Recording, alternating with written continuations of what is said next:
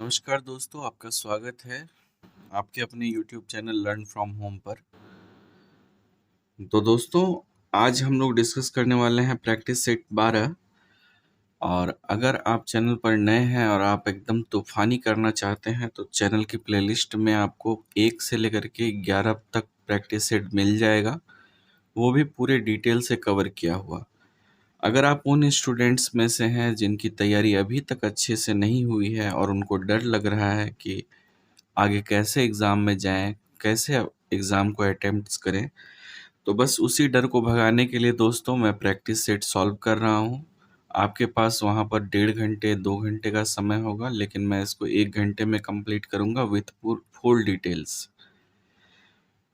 और दूसरी बात ये है दोस्तों कि आप अपनी तैयारी को और बेहतर कर सकते हैं। चैनल की प्लेलिस्ट में आपको सब्जेक्ट वाइज़ तैयारी भी कराई जा रही है, तो आप उसको ज़रूर विज़िट करेंगे। चलिए इस प्रैक्टिस सेट को स्टार्ट करते हैं। स्टार्ट करने से पहले वीडियो को लाइक कर लें और जो भी दोस्त हमारे नए हैं चैनल पर, वो चैनल को सब्सक्राइब जरूर कर लें ताकि आगे आने वाली वीडियो का नोटिफिकेशन सबसे पहले आपको मिले। चलिए स्टार्ट करते हैं। हमारा पहला प्रश्न है दोस्तों, भारत का सर्वोच्च कानून किसे माना जाता है? तो ये भारत का सर्वोच्च कानून भारतीय संविधान को माना जाता है। दोस्तों, आप भी मेरे साथ प्रैक्टिस सेट को सॉल्व करते चलें और कमेंट बॉक्स में ज़रूर बताएं कि आपने कितने प्रश्न सही हल किए हैं। अपना स्कोर ज़रूर कमेंट करेंगे आज। ठीक है दोस्तों, तो ये जो है भारतीय संविधान जो है ये कानून में सर्वोपरि है। भारतीय संविधान की बात करें दोस्तों तो 26 नवंबर 1949 को जो है ये पारित होता है और 26 जनवरी 1950 से ये प्रभावी होता है। तो इन दोनों डेट को आप ध्यान में रखेंगे दोस्तों। और भारत का जो संविधान है यह विश्व का सबसे बड़ा संविधान है, ये भी आप ध्यान में रखेंगे। अगला प्रश्न है हमारा दोस्तों कि भारतीय संविधान का अनुच्छेद 280 इनमें से किससे संबंधित है? तो ये वित्त आयोग से संबंधित है। अनुच्छेद 280 जो है ये बताता है कि भारतीय संविधान में अर्ध न्यायिक निकाय के रूप में वित्त आयोग की व्यवस्था की गई है और इसका गठन जो है दोस्तों राष्ट्रपति के द्वारा प्रत्येक 5 वर्ष में या फिर आवश्यकता के अनुसार किया जाता है। अगर आवश्यकता पड़े तो इससे पहले भी किया जा सकता है। वैसे आपसे प्रश्न पूछा जा सकता है इस विषय में, तो आप इसको ध्यान में रखेंगे कि प्रत्येक 5 वर्ष में जो है वित्त आयोग का गठन होता है।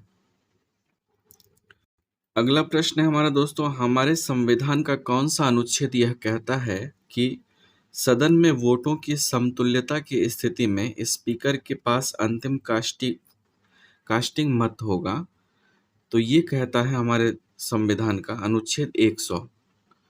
अनुच्छेद 100 के तहत जो है स्पीकर को कास्टिंग वोट यानी कि निर्णायक वोट देने का जो है अधिकार प्राप्त है दोस्तों। कभी कभी ऐसी स्थिति होती है कि वोटिंग के समय जो है दोनों दल को जो है समान वोट प्राप्त हो जाते हैं, तो वैसी स्थिति में ये वोट करते हैं। और बाकी के ऑप्शंस की अगर बात करें दोस्तों, तो अनुच्छेद हमारा 99 कहता है कि प्रत्येक सदन का सदस्य अपना पद ग्रहण करने से पहले राष्ट्रपति या उसके द्वारा नियुक्त व्यक्ति के समक्ष शपथ लेगा या प्रतिज्ञान करेगा। ठीक है। अनुच्छेद 97 जो है, इस अनुच्छेद में सभापति, उपसभापति और अध्यक्ष उपाध्यक्ष के वेतन और भत्ते के संबंध में प्रावधान दिया गया है। अनुच्छेद 101 में दोस्तों संसद में स्थान रिक्त होने के संबंध में ये प्रावधान बताता है। तो इन ऑप्शंस को भी आप ध्यान में रखेंगे दोस्तों। चलिए अगले प्रश्न को देखते हैं। अगला प्रश्न है दोस्तों, भारत की संप्रभुता, एकता और अखंडता को बनाए रखना और उसकी रक्षा करना डैश है? तो ये है दोस्तों मौलिक कर्तव्य। बात करें भारत की संप्रभुता, एकता और अखंडता को बनाए रखना और उसकी रक्षा करना, ये जो है मौलिक कर्तव्य होता है दोस्तों। भारत में मौलिक कर्तव्य जो है रूस से लिया गया है, ये भी आप ध्यान में रखेंगे। और ये जो है सरदार स्वर्ण सिंह समिति की सिफारिश पर 1976 में 42वें संविधान संशोधन के द्वारा जो है मौलिक कर्तव्यों को जोड़ा गया था। इसको भारतीय संविधान के भाग 4 के क में रखा गया है। और बात करें अनुच्छेद की, तो ये अनुच्छेद 51 के क के तहत रखा गया है। और वर्तमान में कुल मौलिक कर्तव्यों की संख्या जो है दोस्तों 11 है। हमारा अगला प्रश्न है दोस्तों, भारतीय नागरिकता प्राप्त करने की शर्तें निर्धारित करने के लिए सक्षम प्राधिकारी कौन है? तो ये है दोस्तों भारतीय संसद। ठीक है। भारतीय संविधान का अनुच्छेद 11 यह तय करता है कि भारतीय नागरिकता अर्जित करने या त्यागने की समस्त विधि निर्माण का अधिकार जो है ये संसद के पास होगा। अगला प्रश्न है दोस्तों, अगर राष्ट्रपति और उपराष्ट्रपति के पद रिक्त हो जाते हैं तो भारत के राष्ट्रपति के रूप में कौन कार्य करेगा? तो भारत के राष्ट्रपति के रूप में उस समय जो कार्य करेगा वो भारत का मुख्य न्यायाधीश करेगा। आपके दिमाग में एक सवाल हो सकता है कि क्या हो अगर जो है राष्ट्रपति उपराष्ट्रपति के पद रिक्त रहे और भारत का मुख्य न्यायाधीश भी उस समय उपस्थित ना हो, तो उसके भी न रहने पर उच्चतम न्यायालय के वरिष्ठतम न्यायाधीश जो होंगे दोस्तों वो राष्ट्रपति का कार्यभार संभालेंगे। सन 1969 की बात है। उपराष्ट्रपति वीवी गिरी जो कि कार्यवाहक राष्ट्रपति थे, इन्होंने त्यागपत्र दे दिया था।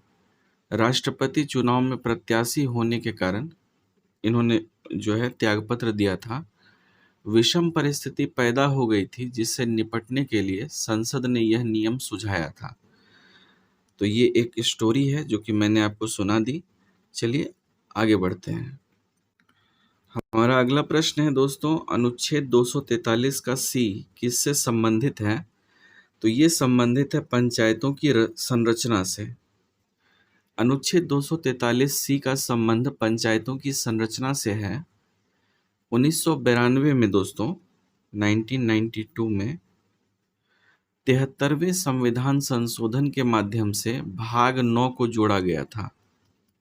ठीक है।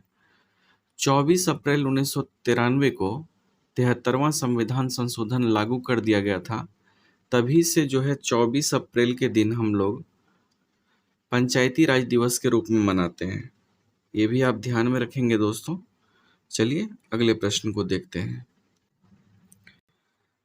हमारा अगला प्रश्न है दोस्तों, 2022 के अंत तक उपलब्ध जानकारी के अनुसार भारत के संविधान द्वारा कितनी भाषाओं को मान्यता प्राप्त है? तो लेटेस्ट जानकारी के अनुसार भारतीय संविधान में कुल 22 भाषाएं हैं। प्रारंभ में जो है दोस्तों याद रखेंगे आप कि प्रारंभ में भारतीय संविधान में 8 अनुसूचियां थी, लेकिन वर्तमान में जो है 12 अनुसूचियां हो गई है, जिसमें से 8वीं अनुसूची जो है ये भाषा से संबंधित है। संविधान के प्रारंभ में 8वीं अनुसूची में कुल 14 भाषाएं थी, जो कि अब बढ़कर 22 भाषा हो गई है। ठीक है। अगला प्रश्न है दोस्तों, इनमें से कौन भारत में आर्थिक सर्वेक्षण का प्रकाशन करता है? तो आर्थिक सर्वेक्षण का प्रकाशन करता है वित्त मंत्रालय। तो भारत का जो वित्त मंत्रालय है दोस्तों, ये आर्थिक सर्वेक्षण को प्रकाशित करता है। और भारत का वित्त मंत्रालय केंद्रीय बजट के पहले हर वर्ष संसद में आर्थिक सर्वेक्षण को प्रस्तुत करता है। आर्थिक सर्वेक्षण जो है दोस्तों, ये पिछले 12 महीनों में भारतीय अर्थव्यवस्था में हुए विकास की समीक्षा करता है कि क्या विकास हुआ है। अगला प्रश्न है दोस्तों, सूर्य के बाह्यतम क्षेत्र को किस नाम से जाना जाता है? तो सूर्य के बाह्यतम क्षेत्र को जो है कोरोना के नाम से जाना जाता है। ठीक है दोस्तों। जो सूर्य ग्रहण होता है उसके समय में सूर्य के दिखाई देने वाले भाग को ही सूर्य किरीट या कोरोना कहते हैं। यह सूर्य का बाह्यतम भाग है। सूर्य किरीट जो है एक्स किरण उत्सर्जित करता है, जिसे सूर्य का मुकुट भी कहा जाता है। पूर्ण सूर्य ग्रहण के समय सूर्य किरीट से प्रकाश की प्राप्ति होती है। तो इन बातों को आप ध्यान में रखेंगे दोस्तों। अगला प्रश्न है दोस्तों, क्षुद्र ग्रह बेल्ट यानी कि एस्ट्रॉयड बेल्ट में कौन सा बौना ग्रह मौजूद है? तो इसमें सेरस मौजूद है दोस्तों। क्षुद्र ग्रह की अगर बात करें तो यह मंगल और बृहस्पति ग्रह की कक्षाओं के बीच में पाया जाता है, जो कि सूर्य की परिक्रमा भी करता है साथ साथ। उसी को क्षुद्र ग्रह कहते हैं। सेरस जो कि एक बौना ग्रह है, इस क्षुद्र ग्रह बेल्ट में ही अवस्थित है और इसकी खोज इटली के खगोल शास्त्री का नाम आप ध्यान में रखेंगे, इसका नाम था पियाजी। फनी सा नाम है दोस्तों, इसका नाम पियाजी था, ये भी आप ध्यान में रखेंगे। अगला प्रश्न है दोस्तों, निम्नलिखित विकल्पों में से कौन सा ज्वालामुखी पर्वत का एक उदाहरण है? तो इसमें से फ्यूजियामा जो है, ये ज्वालामुखी पर्वत का उदाहरण है। फ्यूजियामा ज्वालामुखी जापान में पाया जाता है दोस्तों। जापान में, जापान का सबसे ऊंचा पर्वत भी है यह, ये भी आप ध्यान में रखेंगे। यह एक प्रसुप्त ज्वालामुखी का उदाहरण है। प्रसुप्त ज्वालामुखी दोस्तों वो ज्वालामुखी होते हैं जिनमें निकट अतीत में कोई उद्गार नहीं हुआ है, लेकिन इसमें कभी भी उद्गार होने की संभावना होती है। ठीक है, तो इसको आप ध्यान में रखेंगे दोस्तों। हमारा अगला प्रश्न है, यूरोप की सबसे लंबी नदी कौन सी है? तो यूरोप की जो सबसे लंबी नदी है दोस्तों, वोल्गा है। यहाँ मैं दोस्तों आपको छोटा सा टिप्स देना चाहूँगा कि आपके पास जो ल्यूसेंट का अपडेटेड वाला बुक होगा, अगर अपडेटेड नहीं है तो अपडेटेड आप देख लेंगे, तो उसमें आपको पीछे के साइड विविध में दिया गया होगा सबसे छोटा, लंबा, बड़ा, ऊंचा, इस तरह से एक टॉपिक मिलेगा, उसको आप पूरी तरह से कवर कर लेंगे।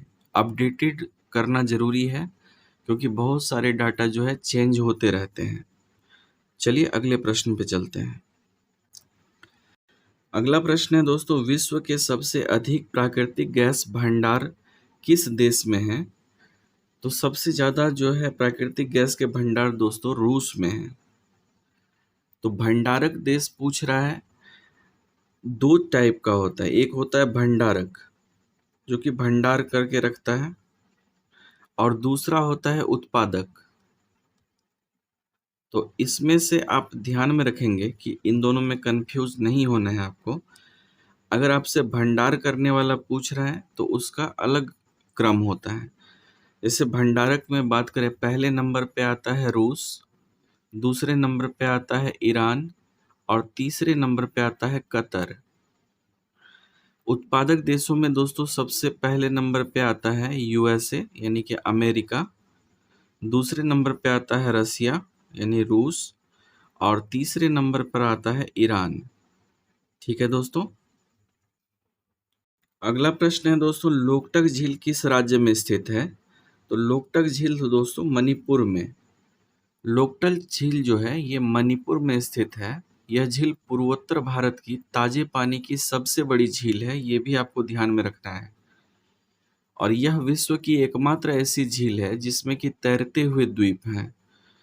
इस झील में जलीय घास तैरते रहते हैं जिसको फुमडी कहा जाता है, फुमदी। अगला प्रश्न है दोस्तों, किस नदी को बंगाल का शोक कहा जाता है यानी सोरो ऑफ बंगाल के नाम से जाना जाता है? तो ये है दामोदर नदी, इसको बंगाल का शोक कहा जाता है दोस्तों। यह नदी पश्चिम बंगाल और झारखंड में प्रवाहित होती है। ये दो राज्य का नाम आप ध्यान में रखेंगे। दामोदर नदी घाटी परियोजना के पूर्ण होने से पूर्व यह नदी अपनी बाढ़ों के लिए कुख्यात थी, इसलिए इसे बंगाल का शोक कहा जाता है। ठीक है दोस्तों। अगला प्रश्न है, कांटेदार वन डैश में पाए जाते हैं? तो ये कांटेदार वन जो है दोस्तों राजस्थान में पाए जाते हैं, इसको आप ध्यान में रखेंगे। भारत के उत्तर पश्चिम दिशा में स्थित राजस्थान भारत का क्षेत्रफल की दृष्टि से सबसे बड़ा राज्य है। ठीक है दोस्तों। और यहाँ पर जो है रेगिस्तानी एरिया है, इस क्षेत्र में जो है कांटेदार वृक्ष पाए जाते हैं। और कांटेदार वृक्ष को आप ध्यान में रखेंगे कि ऐसे वृक्षों को जो है जीरोफाइट कहते हैं, हिंदी में बोलते हैं मरुद्भिद, यानी मरु हो गया मरुस्थल और उसमें उत्पन्न होने वाले पौधे मरुद्भिद कहा जाता है। इसमें जो है कुछ उदाहरण आप ध्यान में रखेंगे, जैसे कि नागफनी होता है, बबूल होता है और कैक्टस होता है, तो ये सब जो है इसी श्रेणी में आते हैं। अगला प्रश्न है दोस्तों, उत्तर प्रदेश का कौन सा शहर कांच की चूड़ियों के उद्योग के लिए मशहूर है? तो ये शहर है फिरोजाबाद। फिरोजाबाद उत्तर प्रदेश का एक शहर है जो कि कांच की चूड़ियों के निर्माण के लिए प्रसिद्ध है। यही कारण है कि इसे सुहाग की नगरी भी कहा जाता है। इसमें आप कुछ अन्य शहरों के नाम भी ध्यान में रखेंगे दोस्तों, जैसे कि अलीगढ़ है। अलीगढ़ है दोस्तों ताला उत्पादन के लिए, ताला नगरी कहा जाता है इसको। वैसे ही मुरादाबाद जो है ये पीतल के लिए प्रसिद्ध है। मुरादाबाद में पीतल संबंधित काम होते हैं, तो मुरादाबाद पीतल के लिए। आगरा जो है दोस्तों ये चमड़े के लिए प्रसिद्ध है। और भदोही जो है, भदोही ये कालीन निर्माण के लिए प्रसिद्ध है। तो इन तमाम बातों को आप ध्यान में रखेंगे दोस्तों। अगला प्रश्न है, लक्षद्वीप सागर को और किस नाम से जाना जाता है? लक्षद्वीप सी को किस नाम से जाना जाता है? तो ये जाना जाता है दोस्तों लक्षद्वीप सागर के नाम से। लक्षद्वीप सी को लक्षद्वीप सागर के नाम से भी जाना जाता है। लक्षद्वीप सागर जो है उत्तरी हिंद महासागर का एक भाग है और इसकी सीमाएं भारत, मालदीव और श्रीलंका से मिलती है। ठीक है दोस्तों। अगला हमारा प्रश्न है, डैश सबसे पुराना उपनिषद है? तो सबसे पुराना उपनिषद जो है दोस्तों ये छंदोग्य उपनिषद है। उपनिषद ही समस्त भारतीय दर्शन के मूल स्रोत हैं। उपनिषद को वेदांत भी कहा जाता है। बात करें दोस्तों सत्यमेव जयते जो है ये भी एक उपनिषद से ही लिया गया है, जो कि हमारा राष्ट्रीय आदर्श वाक्य है। सत्यमेव जयते को लिया गया है मुंडको उपनिषद से। भारतीय इस इतिहास में मुक्तिका उपनिषद में 108 उपनिषद का उल्लेख मिलता है, लेकिन 11 उपनिषद ही जो है इसमें से प्रमाणिक हैं, जिनमें बृहद आरण्यक उपनिषद सबसे बड़ा है। मंडूक उपनिषद जो है सबसे छोटा है, जिसमें कि मात्र 12 श्लोक हैं। और छंदोग्य उपनिषद जो है ये सबसे पुराना है। तो आप इसको याद रखेंगे दोस्तों। क्या क्या कहा मैंने कि बृहद आरण्यक उपनिषद जो है ये सबसे बड़ा है, मंडूक्य उपनिषद जो है ये सबसे छोटा है, 12 श्लोक हैं इसमें, और छंदोग्य उपनिषद जो है ये सबसे पुराना है। चलिए अगले प्रश्न पे चलते हैं। अगला प्रश्न है दोस्तों, चंद्रगुप्त मौर्य के गुरु कौन थे? तो चंद्रगुप्त मौर्य के गुरु जो थे ये चाणक्य थे दोस्तों। और चाणक्य को ही विष्णुगुप्त के नाम से जाना जाता है। तो विष्णुगुप्त का अन्य नाम जो है चाणक्य भी था, कौटिल्य भी था। चंद्रगुप्त मौर्य ने भारत में मौर्य साम्राज्य की स्थापना की थी। यह पूरे भारत को एक साम्राज्य के अधीन लाने में सफल रहा था। अगला प्रश्न है दोस्तों, श्रवण बेलगोला में स्थित गोमतेश्वर मूर्ति किस सामग्री से बनी हुई है? तो ये बनी हुई है ग्रेनाइट से। कर्नाटक के श्रवण बेलगोला में स्थित गोमतेश्वर की मूर्ति ग्रेनाइट पत्थर से बनी हुई है और यह जो है 17 मीटर ऊंची मूर्ति है और पूरे विश्व में एकाश्म पत्थर से निर्मित विशालकाय मूर्ति है। इस मूर्ति को गंग वंश के राजा राजमल और उसका सेनापति चामुंड राय ने मिलकर बनवाया था। ये भी आप ध्यान में रखेंगे दोस्तों। अगला प्रश्न है हमारा, किस सम्राट ने अपनी राजधानी दिल्ली से दौलताबाद स्थानांतरित की थी? तो ये शासक थे दोस्तों मोहम्मद बिन तुगलक। मोहम्मद बिन तुगलक ने कई प्रशासनिक परिवर्तन किए थे, जिसमें से दोआब में कर की वृद्धि की थी, सांकेतिक मुद्रा का प्रचलन किया था और राजधानी को दिल्ली से दौलताबाद ले जाना भी उसमें शामिल है। 1351 ईस्वी में जो है इसकी मृत्यु हो गई और इस पर बादायूनी नाम का एक इतिहासकार है जो कि लिखता है, सुल्तान को उसकी प्रजा से और प्रजा को सुल्तान से मुक्ति मिल गई। तो इन बातों को आप ध्यान में रखेंगे दोस्तों। अगला प्रश्न है तुगलमा क्या है? तो तुगलमा जो है दोस्तों ये है बाबर द्वारा इस्तेमाल की जाने वाली सैन्य रणनीति। तो बाबर ने पानीपत के प्रथम युद्ध में तुगलमा युद्ध नीति का इस्तेमाल किया था, जिसमें पूरी सेना को विभिन्न इकाइयों में बांट दिया था, बाएं दाएं मध्य में विभाजित कर दिया था। तो इसी को बोला जाता है तुगलमा युद्ध नीति। अगला प्रश्न है दोस्तों हमारा, निम्नलिखित में से किसका निर्माण सम्राट अकबर ने नहीं कराया था? तो दिल्ली की जामा मस्जिद का निर्माण अकबर ने नहीं कराया था। दिल्ली की जामा मस्जिद को दोस्तों शाहजहां ने बनवाया था। बाकी के ऑप्शंस में जो भी हैं ये अकबर के द्वारा बनाया गया था। ये फतेहपुर सिकरी जो है ये खुद स्थान है दोस्तों, जिसमें कि बुलंद दरवाजा स्थित है। अगला प्रश्न है दोस्तों, जैसलमेर का किला डैश में स्थित है? तो ये जो है दोस्तों जैसलमेर का किला राजस्थान में स्थित है।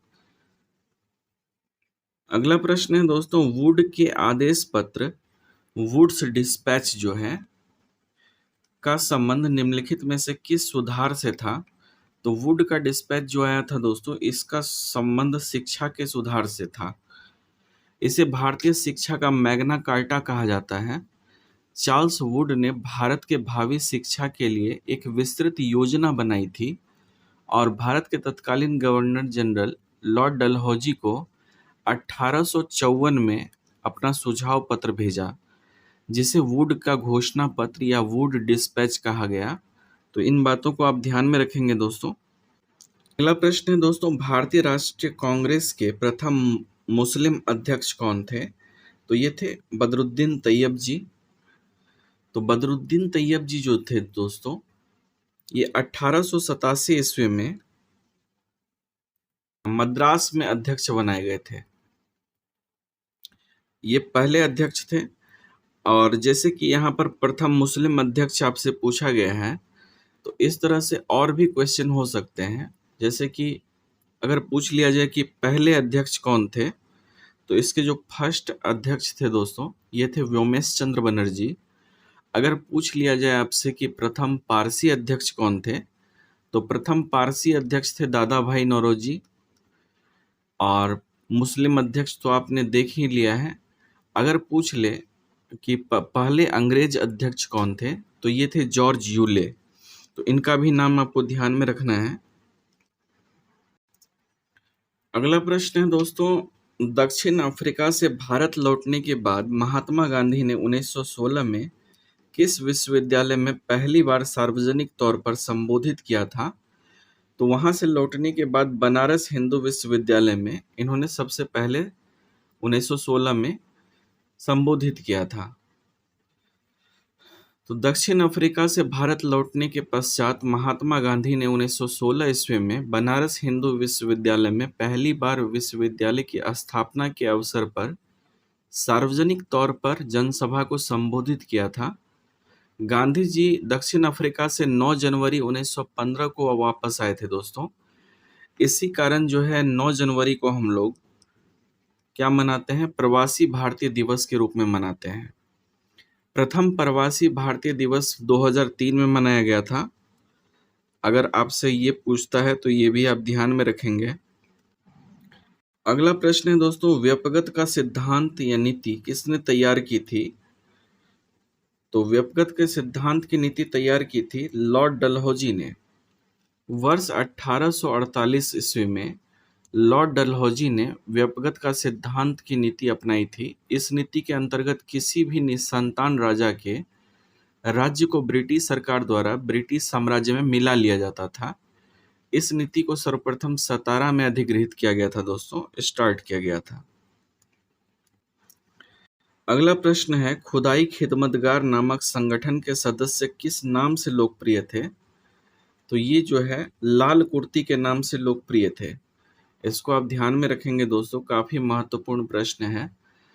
भारत के पश्चिमोत्तर सीमांत प्रांत में खान अब्दुल गफ्फार खान द्वारा भारतीय राष्ट्रीय कांग्रेस के समर्थन में खुदाई खिदमतगार के नाम से चलाए गए आंदोलन को लाल कुर्ती आंदोलन कहते हैं।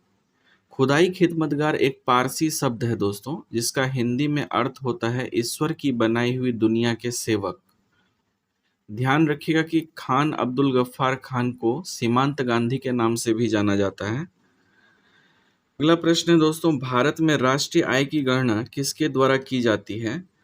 तो भारत में राष्ट्रीय आय की गणना की जाती है केंद्रीय सांख्यिकी संगठन के द्वारा। दादा भाई नौरोजी ने सन 1867 से 68 में दोस्तों पहली बार जो है राष्ट्रीय आय की गणना करने का प्रयास किया था। ये भी आप ध्यान में रखेंगे। स्वतंत्र भारत में राष्ट्रीय आय का सर्वप्रथम आकलन जो है वाणिज्य मंत्रालय द्वारा 1948 से 49 के बीच में लगाया गया था। वर्तमान में राष्ट्रीय आय से संबंधित आंकड़े जो है केंद्र सांख्यिकी संगठन जारी करता है, जिसको सीएसओ कहते हैं, केंद्रीय सांख्यिकी संगठन। ये आप ध्यान में रखेंगे दोस्तों। अगला प्रश्न है हमारा, आईएफएससी जो है किसका संक्षिप्त रूप है? तो ये जो है दोस्तों IFSC Indian financial system code का जो है इंडियन फाइनेंशियल सिस्टम कोड का संक्षिप्त रूप है। आपने बैंक का फॉर्म भरा होगा या पैसे भेजते समय आपने ध्यान दिया होगा, आईएफएससी कोड आपसे पूछा जाता है, तो इसका फुल फॉर्म होता है इंडियन फाइनेंशियल सिस्टम कोड। इसको आप ध्यान में रखेंगे दोस्तों। यह जो है विशेष रूप से मनी हस्तांतरण की व्यवस्था के लिए बैंक की शाखा को पहचानने में इस्तेमाल किया जाता है। अगला प्रश्न है दोस्तों, बुल और बियर शब्द किस में उपयोग किया जाता है? तो बुल और बियर शब्द जो है शेयर बाजार में उपयोग किया जाता है।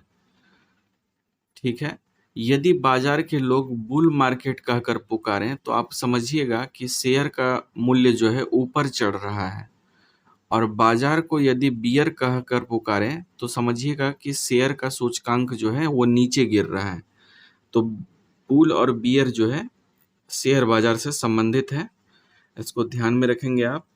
अगला प्रश्न है दोस्तों हमारा, 2011 की जनगणना के अनुसार भारत का लिंगानुपात क्या है? तो 2011 की जनगणना के अनुसार भारत का लिंगानुपात दोस्तों 940 है। ऐसे तो 943 है, 943, ये आपको ध्यान रखना है, ये एग्जैक्ट डाटा है। 2021 में जो जनगणना हुई दोस्तों, वर्ष 2021 की जनगणना 16वीं जनगणना हुई, जिसकी थीम है जन भागीदारी से जन कल्याण। अगला प्रश्न है दोस्तों, वित्तीय समावेशन में तेजी लाने के लिए भारत सरकार द्वारा निम्नलिखित में से कौन सी योजनाएं शुरू की गई? तो इसमें जो शुरू किया गया था दोस्तों, ये जनधन योजना को शुरू किया गया था 28 अगस्त 2014 को। ठीक है, तो 28 अगस्त 2014 को क्या होता है कि भारत के प्रधानमंत्री नरेंद्र मोदी ने जनधन योजना का शुभारंभ किया था। अगला प्रश्न है दोस्तों, गोल्डन हैंडशेक निम्न में से किससे संबंधित है? तो गोल्डन हैंडशेक जो है दोस्तों, ये संबंधित है स्वैच्छिक सेवानिवृत्ति लाभ से। तो इसमें क्या होता है कि अपनी इच्छा से कर्मचारी जो है ये त्यागपत्र दे देते हैं। यह तकनीकी कंपनियों द्वारा औद्योगिक इकाई में नियोजित कार्यबल में कमी लाने के लिए प्रयोग किया जाता है। अगला प्रश्न है दोस्तों, भारत सरकार द्वारा शुरू की गई स्वयं योजना का लक्ष्य क्या है? तो स्वयं योजना का जो लक्ष्य है दोस्तों, ये शिक्षा का अधिगम, समानता एवं गुणवत्ता में सुधार लाना। ये करंट अफेयर का प्रश्न है दोस्तों। अगला प्रश्न है दोस्तों, नौटंकी किस राज्य का एक लोक नृत्य है? तो नौटंकी जो है ये उत्तर प्रदेश का लोक नृत्य है दोस्तों। बिहू जो होता है वो असम का लोक नृत्य होता है। यक्षगान कर्नाटक का लोक नृत्य है। तमाशा और लावनी महाराष्ट्र का है। आप लोक नृत्य भी ध्यान में रखेंगे दोस्तों, लोक नृत्य आपसे पूछ लिए जाते हैं। मोहिनी अट्टम जो है केरल का होता है। कुचिपुड़ी आंध्र प्रदेश का होता है। तो ये सब आप ध्यान में रखेंगे। अगला प्रश्न है दोस्तों, चेरियल चित्रकला की एक शैली है जो हाल ही में सुर्खियों में रही, यह किस राज्य से संबंधित है? तो ये संबंधित है दोस्तों तेलंगाना से।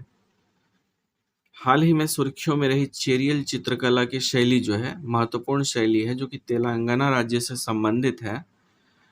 और कुछ और भी चित्रकला है, जैसे मधुबनी चित्रकला है दोस्तों, यह बिहार से संबंधित है।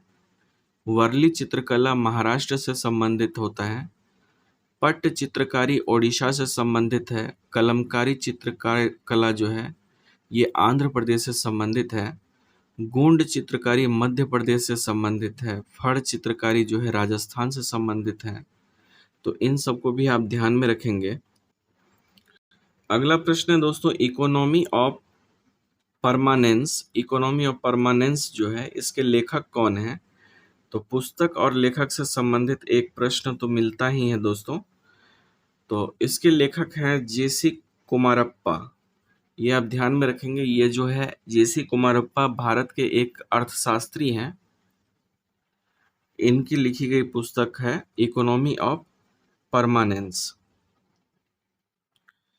अगला प्रश्न है दोस्तों, विश्व जनसंख्या दिवस कब मनाया गया है? तो विश्व जनसंख्या दिवस जो है 11 जुलाई को मनाया जाता है हर वर्ष। इसकी शुरुआत जो है 1989 से हुई थी दोस्तों।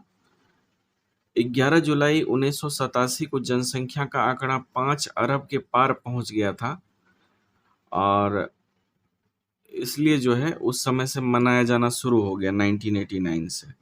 लेकिन ये आंकड़ा पार कब हुआ था? 1987 में हुआ था। 11 जुलाई का दिन था उस समय भी, जब विश्व की जनसंख्या जो है 5 अरब के पार पहुंच गया था। अगला प्रश्न है दोस्तों, ज्ञानपीठ पुरस्कार में नगद पुरस्कार के साथ किस देवी की कांस्य प्रतिमा दी जाती है? तो ये दी जाती है सरस्वती देवी की। ठीक है दोस्तों। बात करें ज्ञानपीठ पुरस्कार की, तो ज्ञानपीठ पुरस्कार जो है 22 भारतीय भाषाओं में किसी भी भाषा में लिखने वाले साहित्यकार को दिया जाता है और हर वर्ष जो है किसी न किसी को दिया ही जाता है। यह भारतीय साहित्य के लिए दिया जाने वाला सर्वोच्च पुरस्कार है। पुरस्कार में जो दोस्तों 11 लाख रुपए दिए जाते हैं और साथ में एक प्रशस्ति पत्र रहता है और वाग देवी की मूर्ति रहता है, जिसका अर्थ है सरस्वती माता, इसकी मूर्ति रहती है। अगला प्रश्न है दोस्तों, विश्व बौद्धिक संपदा संगठन का मुख्यालय कहाँ पर है? यानी कि वीपो का मुख्यालय कहाँ पर है? तो वीपो का मुख्यालय है दोस्तों जेनेवा में। अगला प्रश्न है दोस्तों, ISS किसका संक्षिप्त रूप है? तो ये ISS जो है इंटरनेशनल स्पेस स्टेशन का संक्षेप रूप है। अंतर्राष्ट्रीय अंतरिक्ष स्टेशन इसका हिंदी होता है। ठीक है। अंतरिक्ष में रहने योग्य कृत्रिम उपग्रह है यह। इसमें रहने वाले एस्ट्रोनॉट्स को अधिक समय तक अंतरिक्ष में रहकर काम करने का मौका मिलता है। यह स्टेशन 357 वर्ग फीट में फैला हुआ है और यह स्टेशन वर्ष 2000 से कार्यरत है। ठीक है दोस्तों। अगला प्रश्न है दोस्तों, ब्लैक पर्ल निम्नलिखित में से किस खेल से संबंधित है? तो ब्लैक पर्ल जो है फुटबॉल से संबंधित है।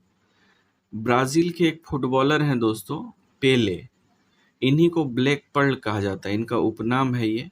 जैसे अपने क्रिकेटर महेंद्र सिंह धोनी को हम लोग माही बोलते हैं, सौरव गांगुली को दादा बोलते हैं, मास्टर ब्लास्टर बोलते हैं सचिन तेंदुलकर को। इसी तरह से इनका जो उपनाम है ये पेले को ब्लैक पर्ल कहा जाता है। वे 20वीं सदी के सबसे सफल और प्रसिद्ध खिलाड़ी माने जाते हैं। ठीक है, तो ये ध्यान में रखेंगे आप। अगला प्रश्न है दोस्तों, निम्नलिखित में से कौन सा कंप्यूटर का आउटपुट डिवाइस है? तो इसमें से जो ये प्लॉटर है दोस्तों ये आउटपुट डिवाइस है। अगला प्रश्न है दोस्तों, पाइथन है। पाइथन क्या है? तो पाइथन एक हाई लेवल लैंग्वेज है। पाइथन जो है दोस्तों एक उच्च स्तरीय प्रोग्रामिंग भाषा है। इसको डिजाइन करने का श्रेय जो है गुइडो वैन रोसुम को जाता है। Guido van Rossum. इसमें हैंडराइटिंग सही नहीं आती है दोस्तों, फिर भी आप एडजस्ट करेंगे। अगला प्रश्न है दोस्तों, इंटरनेट के संदर्भ में MAN का पूर्ण रूप क्या होता है? तो ये होता है दोस्तों मेट्रोपॉलिटन एरिया नेटवर्क। मैन का पूर्ण रूप होता है मेट्रोपॉलिटन एरिया नेटवर्क। यह एक उच्च गति वाला नेटवर्क है जो इमेज, डाटा और आवाज को दोस्तों 200 MB प्रति सेकंड या इससे अधिक गति से जो है भेजता है। अगला प्रश्न है दोस्तों, ईमेल का आविष्कार किसने किया था? तो ईमेल का आविष्कार किया था V.A. शिवा अय्यादुरई, इनका नाम है, इन्होंने किया था। अगला प्रश्न है दोस्तों, किस भौतिक मात्रा का सीमेंस में मापन किया जाता है? तो ये मात्रा है विद्युत चालकता। विद्युत चालकता जो है दोस्तों, इसको हम लोग सीमेंस में मापते हैं। और ये जो है ओम का जो है विपरीत होता है, इसको प्रति ओम कह सकते हैं हम लोग। ओम का इनवर्स होता है ये, इसको सीमेंस बोलते हैं। ओम होता है रेसिस्टेंस का मात्रक यानी प्रतिरोध का, और विद्युत चालकता का मात्रक जो होता है प्रति ओम होता है। अगला प्रश्न है दोस्तों, वर्षा मापने के यंत्र को क्या कहा जाता है? तो वर्षा मापने के यंत्र को कहा जाता है हाइटोमीटर। अगला प्रश्न है दोस्तों, न्यूटन का निम्नलिखित में से कौन सा नियम बल की परिणात्मक परिभाषा देता है? तो ये देता है गति का दूसरा नियम। इसके तहत दोस्तों F is equal to m into a मिलता है। जो m होता है ये द्रव्यमान और a त्वरण को बताता है, तो ये आप ध्यान में रखेंगे दोस्तों। अगला प्रश्न है, जब तरल और उसके आसपास के बीच का तापमान का अंतर दोगुना हो जाता है तो ऊष्मा की हानि की दर कितनी हो जाएगी? तो ऊष्मा की हानि की दर भी दोगुनी हो जाएगी दोस्तों। ऊष्मा एक प्रकार का ऊर्जा है जो दो वस्तुओं के बीच उसके तापांतर के कारण एक वस्तु से दूसरी वस्तु में स्थानांतरित होती है। ठीक है दोस्तों। अगला प्रश्न है, वाहनों के हेडलाइट के रूप में निम्नलिखित में से किस दर्पण का उपयोग किया जाता है? तो वाहनों के हेडलाइट में दोस्तों हम लोग अवतल दर्पण का प्रयोग करते हैं।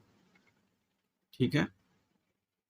कान, नाक, आंख के जो डॉक्टर के चिकित्सक उपकरण होते हैं उसमें भी अवतल दर्पण का ही प्रयोग किया जाता है। सोलर कुकर में भी अवतल दर्पण का यूज होता है। अगला प्रश्न है दोस्तों, इलेक्ट्रॉन की खोज किसने की थी? तो इलेक्ट्रॉन की खोज करने वाले थे जे थॉमसन। साथ ही साथ ये भी आप ध्यान में रखेंगे दोस्तों कि इलेक्ट्रॉन की खोज तो जे थॉमसन ने की थी। आपसे पूछ ले अगर प्रोटॉन की खोज किसने की थी, तो प्रोटॉन की खोज की थी रदरफोर्ड ने। और न्यूट्रॉन अगर पूछ लिया जाए तो न्यूट्रॉन की खोज दोस्तों चैडविक ने की थी।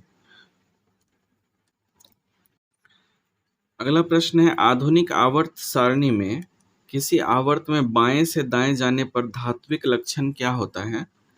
तो धात्विक लक्षण जो है दोस्तों ये होता है घट जाता है।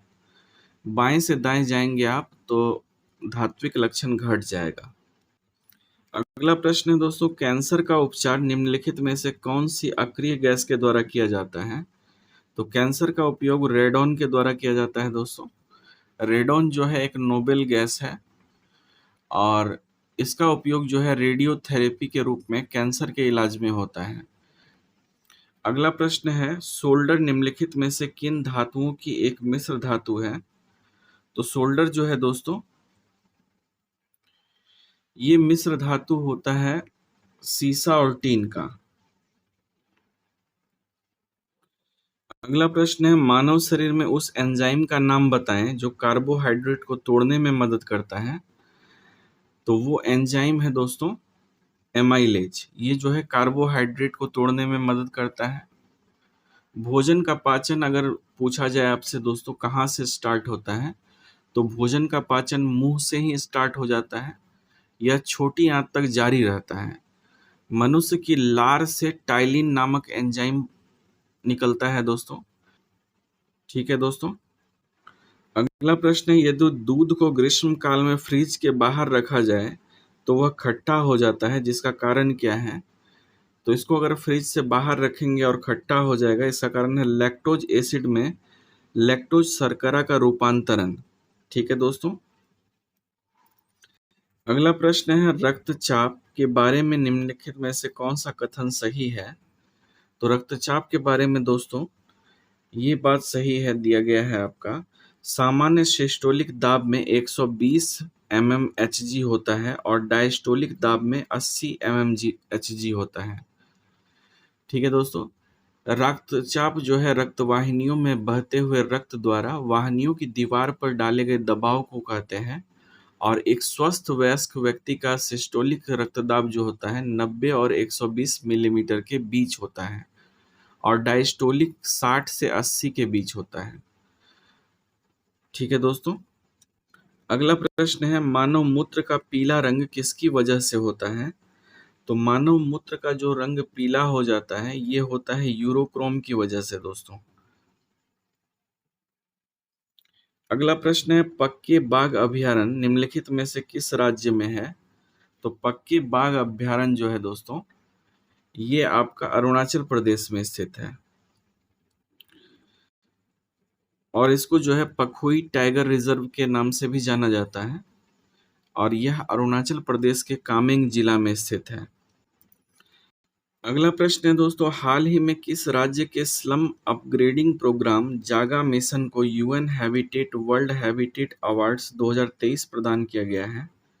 तो ये प्रदान किया गया है दोस्तों ओडिशा राज्य के स्लम अपग्रेडिंग प्रोग्राम। स्लम माने होता है दोस्तों झुग्गी झोपड़ी, तो झुग्गी झोपड़ी को अपग्रेड करने वाला प्रोग्राम ओडिशा में चलाया गया था जिसको कि 2030 का वर्ल्ड हैबिटेट अवार्ड प्रदान किया गया है।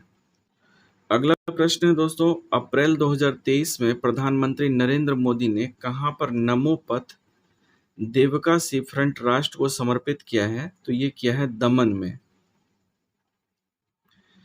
अगला प्रश्न है, जनवरी 2023 में भारत निर्वाचन आयोग ने किसे बिहार का स्टेट आइकॉन नियुक्त किया है? तो बिहार का स्टेट आइकॉन मैथिली ठाकुर को नियुक्त किया गया है। अगला प्रश्न है दोस्तों, हाल ही में किसे गति शक्ति विश्वविद्यालय बड़ोदरा का पहला कुलपति नियुक्त किया गया है? तो ये किया गया है अश्विनी वैष्णव को। अगला प्रश्न है दोस्तों, नवंबर 2022 में किस राज्य में वांगला महोत्सव मनाया गया? तो ये वांगला महोत्सव मनाया गया है दोस्तों मेघालय में। अगला प्रश्न है, अक्टूबर 2022 में खनिज अयस्कों पर आधारित मिनीकॉन 2022 सम्मेलन का आयोजन कहां पर किया गया? तो ये किया गया है दोस्तों नागपुर में। अगला है दोस्तों मैथ्स और रीजनिंग का सवाल, तो ये सवाल आपको टेलीग्राम पर इसका आंसर मिल जाएगा, आप खुद से सॉल्व करके देखेंगे इसको। चलिए आगे बढ़ते हैं। 81 नंबर का प्रश्न है हमारा अंग्रेजी का दोस्तों। इसमें जो है ये वाक्य दिया गया है 4 भाग में बांटकर, पता लगाना है कि इसमें इसको शुद्ध करने के लिए क्या कर सकते हैं। तो इसमें दिया गया है दोस्तों, radium is one of the most valuable metal in the world. तो इसमें जो दोस्तों दिया गया है मेटल, इसके जगह पे मेटल्स का यूज होगा। ठीक है, इसके साथ क्योंकि दोस्तों ऐसा इसलिए होगा क्योंकि वन ऑफ का जहां भी यूज होता है उसके बाद प्लूरल नाउन का प्रयोग होता है। ठीक है, तो वन ऑफ यहाँ पे यूज किया गया है इसलिए प्लूरल नाउन का यूज होगा, मेटल्स हो जाएगा। तो हमारा सुधरा हुआ वाक्य जो होगा दोस्तों, radium is one of the most valuable metals in the world. तो इसका राइट आंसर जो होगा वो दोस्तों ऑप्शन ए हो जाएगा। अगला प्रश्न है हमारा 82 नंबर का दोस्तों। इसमें खाली स्थान के लिए उपयुक्त शब्द को चुनना है। कह रहा है कि trust is the most important element of a dash relationship. तो इसका राइट आंसर होगा दोस्तों साउंड, क्योंकि साउंड का अर्थ होता है स्वस्थ और मजबूत भी। तो यही एक जो है सबसे उपयुक्त अर्थ दे रहा है। बाकी के ऑप्शन की बात करें, फिट का अर्थ होता है दोस्तों उचित, हम्बल का अर्थ होता है विनम्र और काइंड का अर्थ होता है दयालु। तो हमारा करेक्ट सेंटेंस जो होगा दोस्तों ये होगा, trust is the most important element of a sound relationship. ठीक है दोस्तों। अगला प्रश्न है हमारा, select the most appropriate meaning of the given idiom. इसमें दिए गए ईडियम का जो है हमें अर्थ बताना है दोस्तों। तो इसका अर्थ जो हो जाएगा फ्रॉम फार एंड वाइड, इसका अर्थ होगा दोस्तों फ्रॉम ऑल डायरेक्शंस। ठीक है, दिया गया एडम जो फोर एंड वाइड है, फ्रॉम फोर एंड वाइड, इसका अर्थ होता है सर्वत्र। और बाकी हमारा जो ये है फॉर्म ऑल डायरेक्शन, यह उपयुक्त व्याख्या करता है, और बाकी का ऑप्शंस जो है इसके लिए सुटेबल नहीं है। अगला हमारा प्रश्न है दोस्तों, select the most appropriate meaning of the given idiom. तो यहाँ पर भी इस फ्रेज का अर्थ बताना है, अलाइव एंड किकिंग का।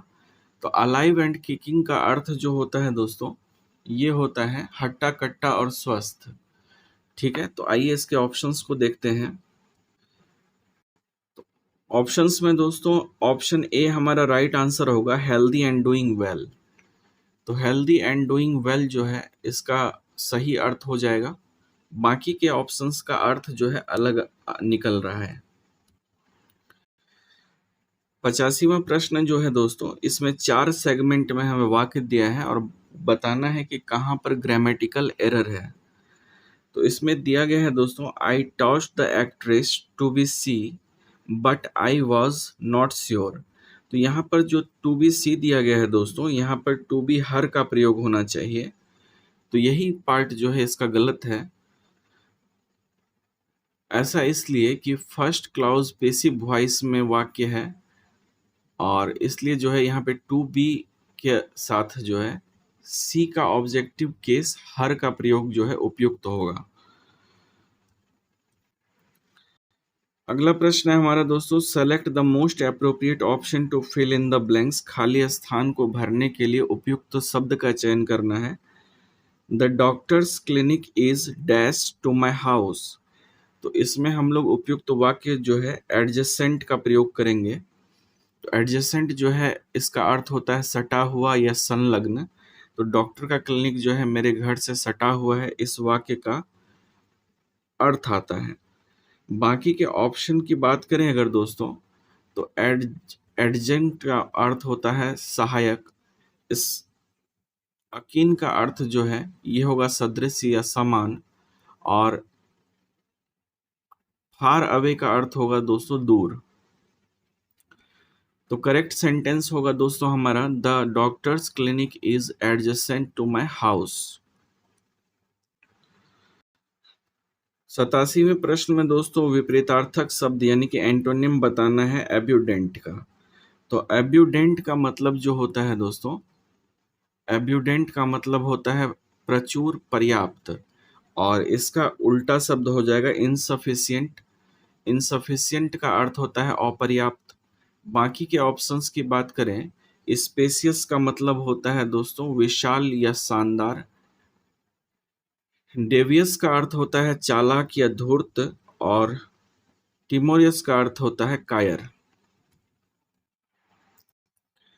88वां प्रश्न है हमारा दोस्तों, इसमें जो है हमें चुनना है कि रेखांकित वाले जो भाग हैं, ये रेखांकित जो शब्द है दिया गया सेगमेंट, इसके स्थान पर हम इसको शुद्ध करके क्या करें।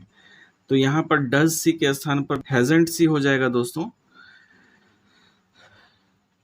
उपयुक्त वाक्य में डज सी के स्थान पर हैजंट सी का प्रयोग होगा, क्योंकि क्वेश्चन टैग वाक्य में प्रयुक्त हेल्पिंग वर्ब के अनुसार बनता है। ठीक है दोस्तों। अगला प्रश्न है दोस्तों हमारा 89 नंबर का। इसमें जो है 4 भाग में बांटे गए हैं वाक्य को, और बताना है आपको कि इसमें किस भाग में जो है व्याकरण संबंधी अशुद्धि है। ठीक है दोस्तों। तो दिया गया है, she asked her teacher that if she could explain that problem again. तो यहां पर जो आप देख पा रहे हैं दोस्तों, दैट का प्रयोग किया गया है। तो दैट का प्रयोग जो है यहाँ नहीं होगा, क्योंकि वाक्य यस नो आंसर टाइप का है, इनडायरेक्ट सेंटेंस है। इसमें कंजक्शन के रूप में जो है इफ और वेदर का प्रयोग होता है।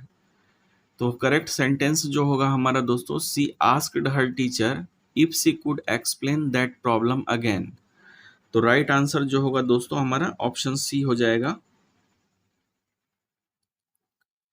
अगला क्वेश्चन है हमारा दोस्तों, इसमें बताना है टर्बुलेंट के लिए सैनोनिम्स यानी कि पर्यायवाची शब्द बताना है।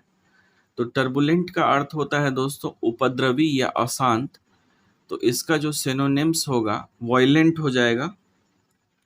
वॉयलेंट का अर्थ होता है उग्र या हिंसात्मक। बाकी के ऑप्शंस की अगर बात करें दोस्तों तो ऑर्डर्ड का अर्थ होगा आदेश देना, पीसफुल का अर्थ हो जाएगा शांतिपूर्वक और नॉन वॉयलेंट का अर्थ हो जाएगा अहिंसक। अगला प्रश्न है निम्नलिखित में से मर्त्य का विपरीतार्थक शब्द कौन सा होगा? तो मर्त्य का विपरीतार्थक शब्द होगा दोस्तों अमर। अगला प्रश्न है आहट, आवट, आस आदि किस प्रकार के तद्धित प्रत्यय हैं? तो ये जो है दोस्तों भाववाचक तद्धित प्रत्यय हैं। जैसे कड़वा के साथ आहट लग जाता है तो ये कड़वाहट बन जाता है। आम के साथ आवट बनता है तो अमावट बन जाता है। मीठा के साथ आस लगता है तो मिठास बन जाता है। वो प्रत्यय जो क्रिया के मूल रूप को छोड़कर अन्य पदों से जुड़ते हैं यानी कि संज्ञा, सर्वनाम या विशेषण से जुड़ते हैं, उनको तद्धित प्रत्यय कहते हैं। ठीक है दोस्तों, भाववाचक जो तद्धित प्रत्यय होता है उससे भाव या व्यापार के क्रिया का बोध होता है, तो ये भी आप ध्यान में रखेंगे। अगला प्रश्न है दोस्तों संधि के कितने भेद होते हैं? तो संधि के जो है 3 भेद होते हैं। वर्णों के आधार पर संधि के 3 भेद होते हैं दोस्तों, स्वर संधि, व्यंजन संधि और विसर्ग संधि। अगला प्रश्न है पेट की अग्नि के लिए शुद्ध शब्द कौन सा होगा? तो पेट की अग्नि के लिए शुद्ध होगा दोस्तों जठराग्नि। ठीक है। अगला प्रश्न है चीर और चीर का अर्थ क्या है? तो ये ह्रस्व ई और दीर्घ ई का सिर्फ अंतर है। तो इसमें चीर का अर्थ हो जाएगा पुराना और चीर का अर्थ हो जाएगा दोस्तों कपड़ा। ठीक है, तो राइट आंसर हमारा ऑप्शन सी होगा। अगला प्रश्न है दोस्तों युग्म की कौन सी जोड़ी सही है? तो युग्म की जो जोड़ी दी गई है आपको अचल का अचला, ये सही है। अगला प्रश्न है अनेकार्थी शब्द अब्ज के गलत विकल्प का चयन करना है। तो अब्ज का जो गलत विकल्प है दोस्तों ये हो जाएगा मेघ। अब्ज के अनेकार्थी शब्द कपूर, चंद्रमा, शंख, कमल इत्यादि होते हैं। मेघ अब्ज का शब्द से संबंधित नहीं है। अगला प्रश्न है दोस्तों दिए गए विकल्पों में से अपेक्षा का अर्थ कौन सा है? तो अपेक्षा का अर्थ जो है अभिलाषा होता है दोस्तों। अगला प्रश्न है मरकट का पर्यायवाची क्या है? तो मरकट का पर्यायवाची है दोस्तों बंदर। हमारा आखिरी प्रश्न है दोस्तों अपना राग अलापना मुहावरे का अर्थ क्या है? तो इसका अर्थ हो जाता है अपनी ही बात कहते रहना। तो ये थी दोस्तों अभी की क्लास। मिलते हैं आपसे अगले क्लास में। तो वीडियो को लाइक, शेयर एंड सब्सक्राइब जरूर करें दोस्तों, और बताएं कि आपको कहीं कोई कन्फ्यूज़न होता है तो कमेंट बॉक्स में ज़रूर बताएं। मैं पूरा प्रयास करूंगा आपका रिप्लाई देने का। तो मिलते हैं अगले क्लास में, तब तक अपना ख्याल रखें, अपनों का ख्याल रखें। Thanks for watching. जय हिंद।